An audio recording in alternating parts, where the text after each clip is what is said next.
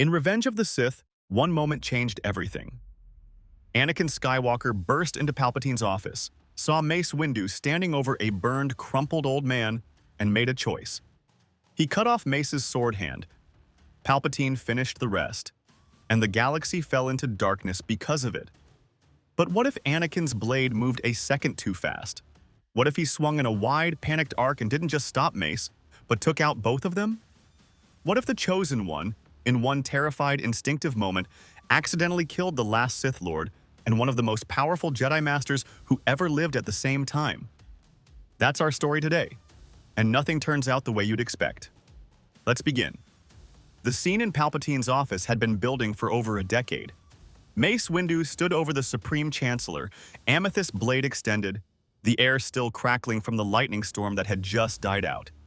Palpatine's face was destroyed, burned, ancient, grotesque, and Anakin stood in the doorway with his mind tearing itself in two. Half of him heard Palpatine's voice, trembling and desperate, crying out for help. Half of him heard Mace, cold and certain, telling him this man was too dangerous to leave alive. And underneath both of those voices was Padme, his wife, his unborn child. The nightmare that had been waking him up in cold sweats for months.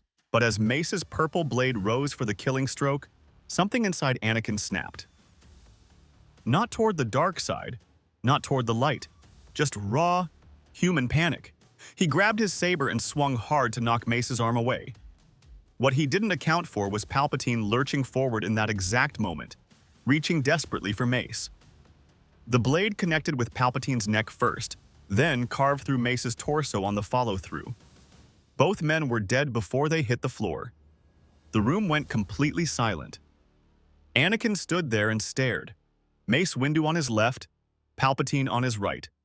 His blue lightsaber still humming in his hand, casting light across 5 bodies, because Mace's team had already fallen earlier in the fight. He was the only living person in the office of the Supreme Chancellor of the Republic. His saber slipped from his fingers and clattered across the floor. He sat on the edge of a console, hands shaking, and said to nobody at all, "What have I done?" He didn't have long to sit with it. The office doors crashed open and Commander Fox stormed in with a full squad of Coruscant Guard clones, weapons drawn. Fox took one look around the room, then looked at Anakin and told him to get on the ground. Anakin raised his hands and started explaining. Fox told him to stop talking and get on the ground. Then the blasters powered up with that sharp electronic whine, and Anakin could see in Fox's eyes that there was no version of this conversation that ended with him walking out. He yanked his saber back with the force, deflected the shots into the walls, and flipped backward out of the shattered window into the howling, rain-soaked Coruscant night. He caught a ledge 50 stories down, heart hammering, rain soaking through his robes. He'd meant to stop an execution. He'd meant to buy time. And now both men were dead, and the city hadn't figured out what happened yet, but it would. And he needed to be somewhere else when it did. He was right. Within the hour, every holoscreen on Coruscant flickered and displayed his face with the words, "Wanted, dead or alive," stamped across it in red. Ameta had moved fast. He pulled his hood up and ran. Getting to Padme's apartment meant dodging gunships, sweeping the lower levels with searchlights, misdirecting a squad of Coruscant Guard clones by rattling a sewer grate with the Force while he scaled a building roof, and generally running for his life through a city that was now actively hunting him. When he finally crashed through her window, she already had a blaster aimed at the shadows. She lowered it when she saw him, robes shredded, hair plastered to his face, eyes hollowed out like he'd aged 10 years in an hour. He crossed the room and held onto her like she was the only solid thing left in the galaxy. She sat him down and she listened to all of it without interrupting. The nightmares, Palpatine's offer, Mace raising the blade, the moment his arm moved before his brain did. When he was finished, she looked at him steadily and said, "I believe you, but believing you doesn't matter right now. Getting you out of here does." He told her he wasn't leaving without her. She reminded him she was pregnant, that she had allies in the Senate, that she had a plan, and that she needed him to trust her the way she'd been trusting him for years. He couldn't argue with any of it. They said goodbye the way people do when they're not sure it isn't the last time, and then he was gone, taking her Naboo royal starship off Coruscant by the absolute skin of his teeth, threading through clone starfighters in the city canyons, taking enough cannon fire to rattle every console on the ship, and punching into hyperspace on a damaged hyperdrive that gave out about 30 seconds after the jump. The ship spun wildly. The galaxy outside turned into noise, and then something pulled him. A presence in the Force so old and enormous, it felt less like a voice and more like gravity itself. A moon appeared. A white light swallowed everything. Anakin was on Mortis, again. He knew the place. He'd been here with Obi-Wan and Ahsoka once before, watched the father, the son, and the daughter unravel each other in the most painful way imaginable. The Force felt different here than anywhere else. Vast, ancient, alive in a way that made every other planet feel like a painted backdrop. As he climbed out of his broken ship and looked around, a figure began to form in the air in front of him. It was made of light and shadow woven together, pieces of every Force entity he'd ever encountered fused into something barely holding its shape. It told him he'd fulfilled the prophecy. That balance had been achieved. That he was the one meant to take the Father's place now, to hold Mortis together, to keep what lived here from tearing the Force apart. Anakin stared at it and said, "I have a wife and 2 kids on the way. I'm not staying here." He turned around and started walking back to his ship. The figure didn't take that well. It lashed out with the Force, slamming Anakin into the cave wall, and then its form twisted and broke apart into something else entirely. A woman smiling in a way that put ice in his stomach, her voice smooth and patient and completely wrong. She told him she wouldn't be kept here forever, that the galaxy would be hers. Anakin had no idea what she was, but the Force was screaming at him and he listened to it. He reached out with both hands and drove her back with a pulse of concentrated energy, pushing her into whatever dark corner she'd crawled out of. She wasn't gone, but she was quiet. Then another presence appeared. It had the shape and the warmth of Qui-Gon Jinn, his old master's master, familiar and calm, telling him the danger was contained and he was free to go. Anakin, exhausted and homesick, let the figure guide his repaired ship out of Mortis and back into open space.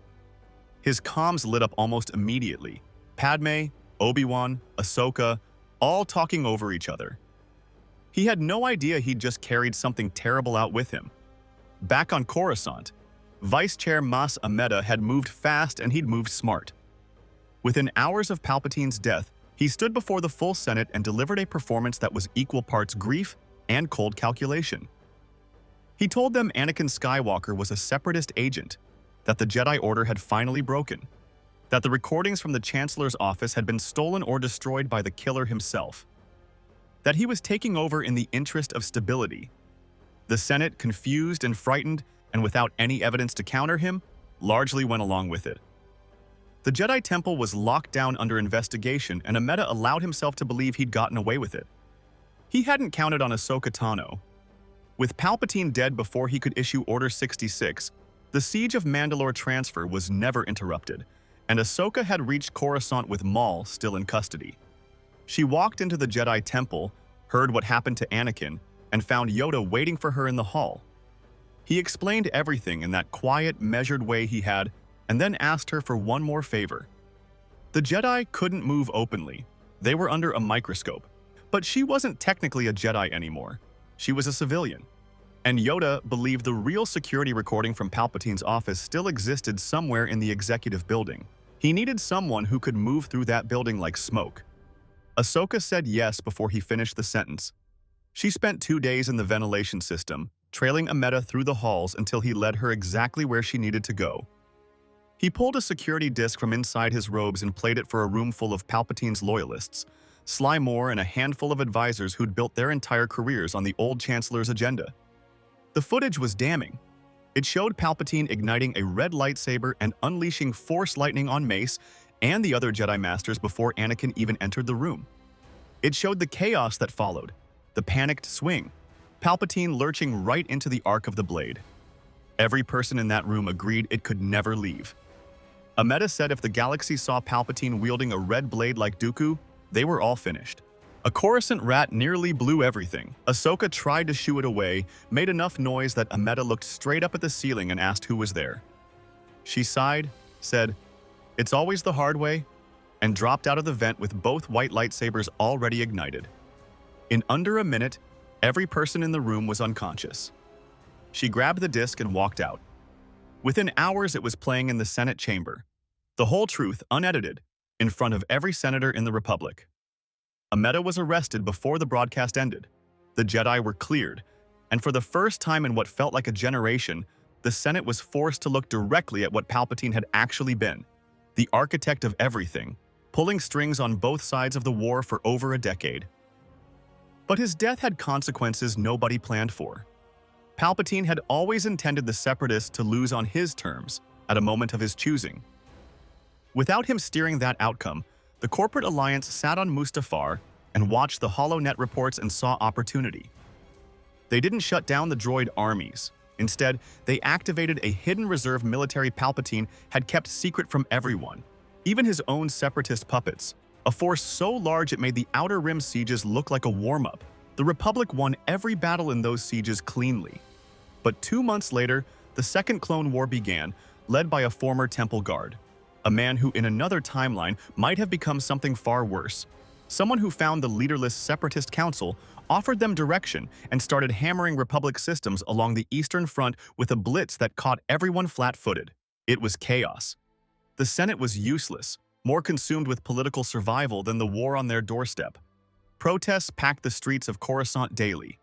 Padme fought every single day inside that chamber trying to pull the government's attention toward the actual crisis, and came home exhausted and heartbroken every night.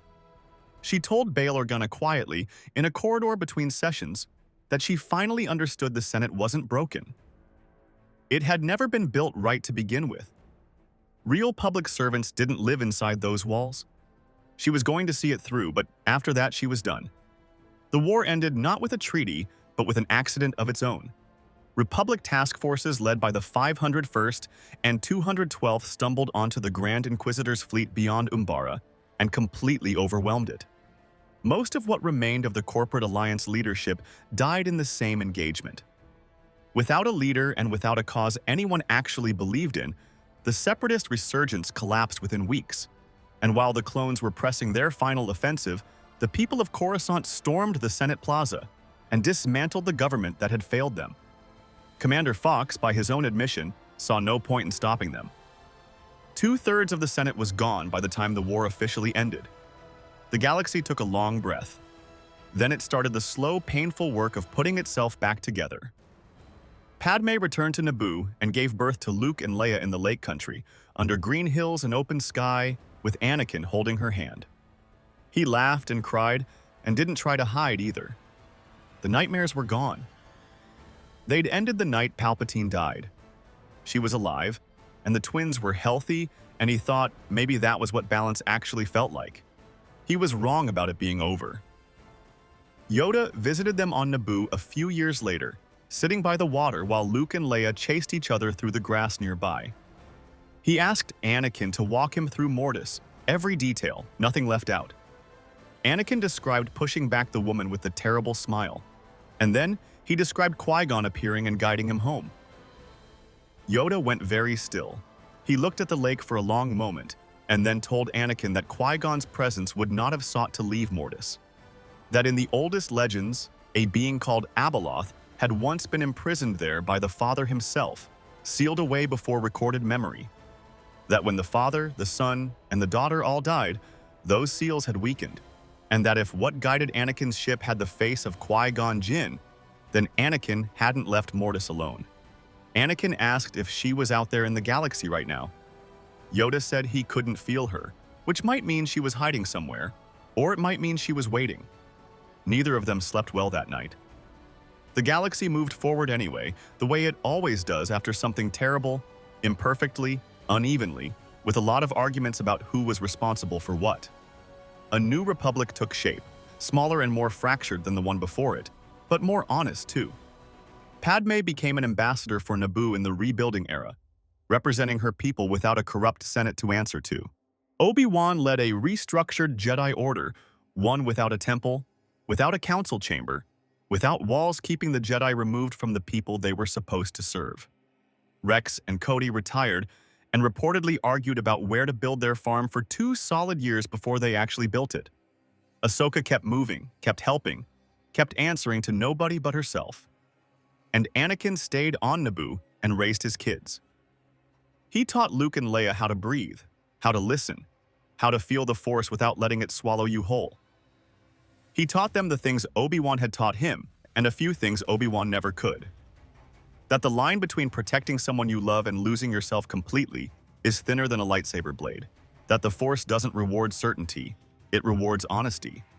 He thought about Mace Windu sometimes, and about Palpatine, and about that one terrible swing of a blade in a dark room at the worst possible moment. He'd never know for certain what the right move would have been. He was starting to think he wasn't supposed to. His children were growing up in a galaxy that was still figuring itself out, still arguing, still healing, still better than the one that came before it. And the Force, even with whatever slept inside the edges of it now, felt like it was finally breathing at a steady pace. Maybe that's what balance always looked like. Not a perfect galaxy, not a chosen warrior standing over a finished war. Just a father by a lake on Naboo, watching his kids grow up in the light, carrying the weight of a swing he never meant to live with, and finding somehow that he could. If you enjoyed this alternate timeline, hit that like button and subscribe for more Star Wars What If stories. May the Force be with you.